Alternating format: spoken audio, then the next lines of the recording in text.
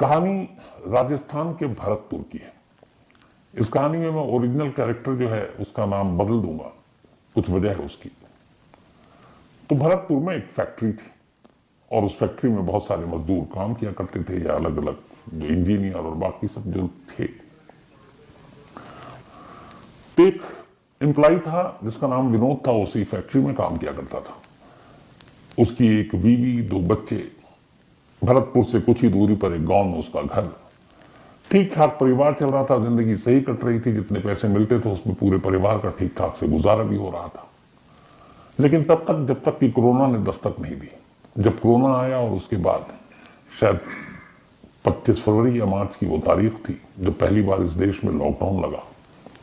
तो उस लॉकडाउन के बाद कोरोना ने इतनी दहशत मचा रखी थी कि लोगों को अपने घरों में रहना पड़ा। दुकानें बंद हो गई, शोरूम, मॉल, फैक्ट्री, सब जगह ताले लग गए, क्योंकि जान ज्यादा जरूरी थी। अब ऐसे में वो लोग क्या करें जिनकी जिंदगी का पूरा जो सोर्स था कमाई का वो नौकरी ही था, नौकरी पेशा थे, उसी से घर चलता था। तो शुरुआत में बहुत सारे लोगों ने इंसानियत दिखाई। भरतपुर के इस फैक्ट्री के ओनर ने भी इंसानियत दिखाई और उन्होंने कहा कि चलो जब तक फैक्ट्री बंद है या आफत टल जाए तब तक हम तमाम लोगों को तनख्वाह देंगे।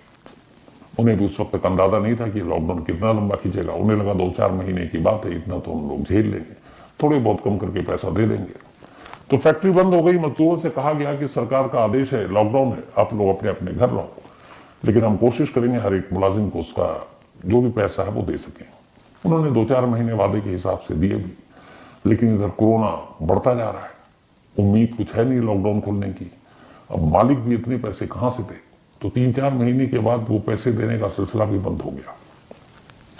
लोग घरों में कैद थे, कहीं काम नहीं कर सकते थे। जिनके पास और कोई जरिया नहीं था आमदनी का, वो क्या करते, कहां जाते।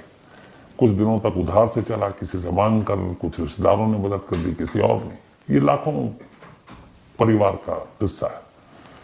तो उन्हीं लाखों परिवार में से ये विनोद का परिवार भी उसी चीजों से जूझ रहा था।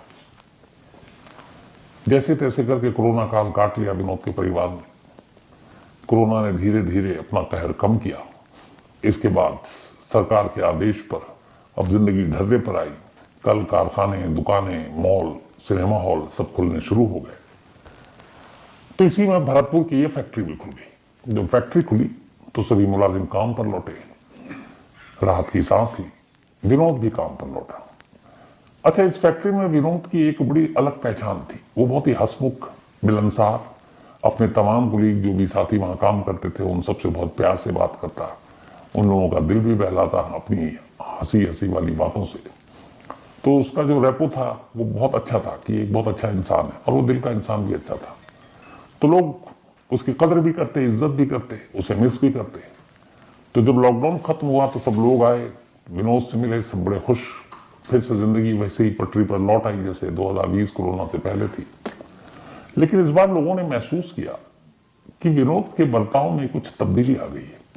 शुरुआत में लोगों को लगा कि शायद इस कोरोना काल की वजह से बहुत सारी चीजें झेली हैं लोगों ने। विनोद के ऊपर भी बहुत सारी ऐसी मुश्किलें आई होंगी। फैक्ट्री बंद, तनख्वाह मिलती नहीं थी, पता नहीं परिवार कैसे चल रहा होगा, कैसे पल रहा होगा। तो ये सोचकर उन्होंने धीरे धीरे इन चीजों को इग्नोर किया। लेकिन उसके आसपास के लोगों को लगा कि अब विनोद उतना हंसमुख नहीं रहा। अब विनोद काम भी कर रहा, और यहां तक कि अब वो ओवर टाइम भी करने लगा। उसने अपने मैनेजर से कहा कि जो भी काम, अच्छा फैक्ट्री में अब काम शुरू हुआ था तो काम बहुत था, तो बहुत सारे ऐसे मजदूर होते हैं या काम जो कर्मचारी हैं वो होते हैं जो ओवर टाइम नहीं करते क्योंकि थक जाते हैं। लेकिन उस फैक्ट्री में इकलौता विनोद था जिसने कहा कि मुझे ओवर टाइम भी करना है। अब वो ओवर टाइम भी करने लगा। हफ्ता, 10 दिन, 15 दिन बीता। एक दिन मैनेजर ने कहा कि तुम पूरे दिन की शिफ्ट करते हो, फिर रात को ओवर टाइम करते हो, तुम थकते नहीं हो, तुम्हें नींद नहीं आती। तो उसने कहा कि साहब हमें अब कहाँ नींद आती है। तो उसे लगा पता नहीं ये परेशान शख्स है, घर और परवरिश बच्चों की इन चीजों में इसके बोझ तले दबा होगा, इसी तरह ऐसी बहकी बहकी बातें कर रहा है। मैनेजर को भी लगा चलो ये काम अपनी खुशी से कर रहा है, ठीक है, करता रहा। बट एक रोज एक अजीब वाकया हुआ। जो फैक्ट्री का गार्ड था, चूंकि नाइट में दिन के मुकाबले कम लोग काम गया करते थे, तो जो कुर्सी या जिस जगह पर ये बैठकर काम किया करता था विनोद, वो गार्ड रात को किसी काम से अंदर गया। जब अंदर गया तो उसने देखा कि कुर्सी पर एक बहुत ही लंबा चौड़ा कोई शख्स लेटा हुआ और अजीब सा लग रहा। रात में वो देखकर उसको वो घबरा गया, क्योंकि विनोद की कदकाठी के मुकाबले वो 2-3 गुना ज्यादा। उसे लगा इतना बड़ा इंसान तो मैंने देखा नहीं है, लंबा चौड़ा। वो बदहवास वापस भागा चीखता हुआ। लोगों ने पूछा क्या हुआ? उसने कहा मैं गया अंदर तो देखा कि विनोद सो रहा है, लेकिन विनोद बदला हुआ था।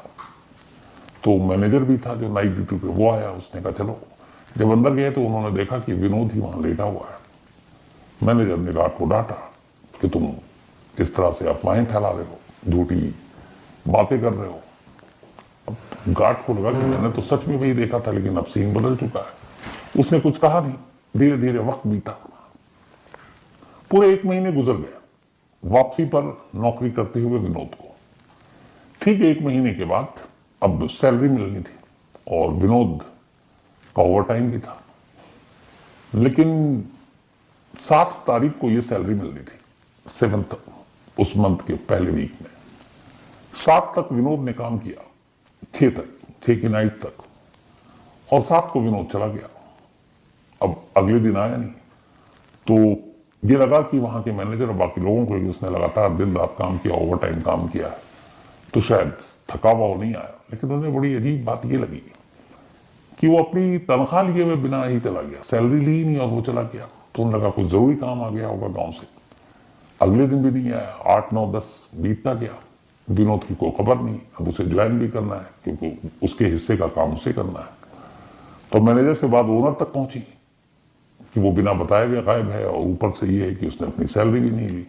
अब उन लोगों को लगा कि कहीं विनोद के साथ कुछ हो तो नहीं गया, क्योंकि ऐसा कभी इससे पहले हुआ नहीं कि उसने अपनी तनख्वाह नहीं ली, और यूं ही बिना बताए हुए भी कभी वो गायब नहीं हुआ, छुट्टी लेकर गया। तो इस बार ऐसा क्यों हुआ? इधर उधर विनोद के जो तमाम जानकार थे उनसे पहले पूछताछ की गई। फिर लास्ट में यह था कि विनोद के घर का पता था। तो मालिक ने यह कहा अपने मैनेजर से कि तुम विनोद के 1 महीने की जो पूरी सैलरी है, जो उसने ओवर टाइम के साथ कमाया है, उसके करीब 50,000 रुपए अराउंड बनते थे। उन्होंने कहा ये 50,000 ले जाकर विनोद को दे दो और पूछो कि वो कहाँ है, क्यों नहीं आ रहा। उसने बिना बताए हुए, नाराज भी हुआ कि बिना बताए हुए गायब है। तो मैनेजर ने कहा ठीक है। अगले दिन मैनेजर अपने एक और साथी को लेकर विनोद के गांव पहुंचता है। वहां पूछते पूछते वो विनोद के घर तक पहुंचता है। जब घर पर पहुंचता है तो देखता है कि वहां एक महिला है, 2 बच्चे। तो जाकर पूछता है कि विनोद कहाँ है। तो पत्नी उसकी तरफ देखती है। वो दोबारा पूछता है तो पत्नी कहती है कि वो तो अब है नहीं, वो तो रहे नहीं। तो कहता नहीं वो, लेकिन कहाँ कहाँ गए? घर पे नहीं है, कहीं और गए। अगली लाइन जो पत्नी ने कही उसे सुनकर मैनेजर के पैरों तले की जमीन खिसक गई। उस महिला ने कहा कि जी मेरे पति विनोद को मरे हुए 3 महीने हो गए। कोरोना जब खत्म होने वाला था, अब लगा सब कुछ ठीक होगा, तभी विनोद को कोरोना हो गया। और उस कोरोना के बाद उसे अस्पताल में पहुंचाया गया, लेकिन उसे बचाया नहीं जा सका। और कोरोना की वजह से विनोद ने दम तोड़ दिया और इसी गांव में उसका अंतिम संस्कार किया गया। तब कोरोना की मौत को लेकर इतना छुआछूत नहीं था। लोग भी थे, गांव वाले भी आए थे, क्योंकि कोरोना बहुत कम हो गया था। लेकिन उस कम कोरोना में भी बहुत सारे लोगों की जान जा रही थी। मैनेजर ने कहा कि आप क्या बात कर रही हैं भाभी जी, अभी हफ्ता भर पहले तक तो विनोद हमारे यहां काम कर रहा था, बाकायदा उसने ओवर टाइम किया। पत्नी ने कहा कि आपको कोई गलतफहमी हुई है, विनोद के जैसा कोई दिखने वाले ने काम किया होगा। उसने कहा, बोला कि मैं कई साल से उसी फैक्ट्री में मैनेजर हूं और मेरी विनोद से बहुत अच्छी बोलचाल है, हंसी मजाक भी है, मैं धोखा नहीं खा सकता। मैं उसकी आवाज भी पहचानता हूं, उसके अंदाज भी पहचानता हूं, उसका चेहरा भी जानता हूं, तो मैं कैसे धोखा खा सकता हूं। और मैंने इस 1 महीने के अंदर उससे कई बार बात भी की। मैंने ये भी बात की कि ओवर टाइम है, तुम इतना ओवर टाइम क्यों कर रहे हो। उसने कहा कि मैंने ये भी पूछा था कि तुम्हें नींद नहीं आती। उसने कहा मुझे नींद नहीं आती। और आप कह रही हैं कि उसकी डेथ हो गई है। तो बोले आप मान नहीं रहे तो मैं क्या करूं, बाकी लोगों से पूछी। अब उसने बच्चों से सबसे पूछना शुरू किया, क्योंकि मैनेजर मानने को तैयार नहीं था और जो उसके साथ था वो भी मानने को तैयार नहीं, क्योंकि हफ्ता भर पहले तक तो वो उसके साथ था और 1 महीने लगातार नौकरी की। कुछ और लोग आए, उन्होंने मैनेजर को बताया साहब 3 महीने पहले की बात है जब विनोद की डेथ हो चुकी थी कोरोना की वजह से। जब हर एक को उसने खंगाल लिया तब मैनेजर को लगा कि ये लोग सच बोल रहे हैं, लेकिन उसको समझ में नहीं आ रहा था कि जो उसने देखा वो कैसे गलत हो सकता है। खैर और कोई रास्ता था नहीं, बदहवास मैनेजर कहता है मुझे यकीन नहीं है लेकिन फिर भी आप लोग कहते हैं तो मान लेता हूं। फिर उसने जेब में हाथ डाला, एक लिफाफा निकाला और बीवी की तरफ दिया। बीवी ने कहा ये क्या है? उसने कहा आप कह रही कि 3 महीने पहले मर चुका है, लेकिन हमारी कंपनी या फैक्ट्री के रिकॉर्ड में उसने पूरे 1 महीने तक नौकरी की है। न सिर्फ नौकरी की बल्कि ओवर टाइम किया है और उसका अटेंडेंस भी है। तो उसका जो मेहनताना है, उसकी जो सैलरी है वो ओवर टाइम जोड़कर 50,000 रुपीज बनता है, 50,000। अब मुझे नहीं मालूम, लेकिन चूंकि हम लोग जानते हैं कि हमारे सामने उसने काम किया है तो इस सैलरी पर आप ही का हक है। ये विनोद ने नौकरी की, विनोद ने ओवर टाइम किया, तो ये विनोद के पैसे हैं। हमारे मालिक ने कहा ये आपको देकर आने के लिए।